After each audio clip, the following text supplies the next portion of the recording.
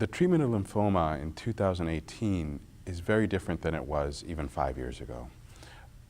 There has been an explosion of very active agents in lymphoma, and these agents are now being utilized not only in patients who have relapse disease, but these agents are being brought to the front and second line setting, which we hope will lead to more cures in patients with many types of lymphoma.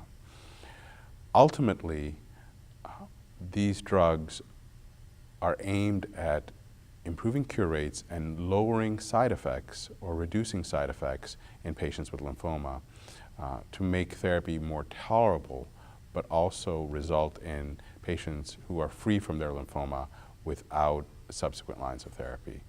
And the number of drugs that has been observed to have activity in lymphoma is at the highest level it's ever been. And the future of lymphoma therapy is very bright moving forward as a result. I think it's really exciting right now. Multiple new agents, multiple new tools, immunotherapies, CAR T cells, all of these are now available. And I think our challenge is to work out two things. One is how can we combine them potentially for greater efficacy, or how should we sequence them so that we utilize them in the most effective fashion.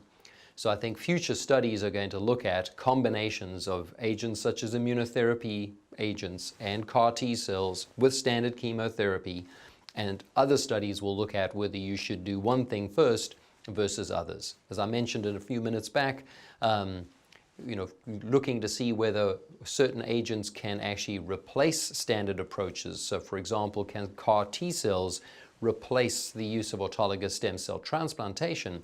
That's being tested in a randomized trial, and those results are going to be very, very interesting.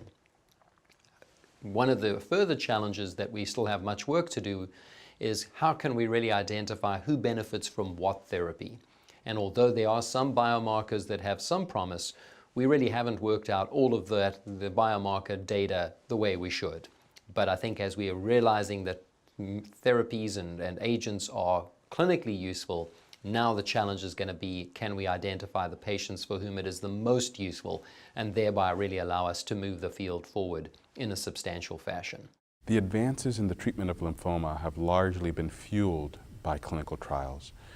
The role of clinical trials in developing new drugs and finding new standards of care for lymphomas cannot be underestimated or underemphasized.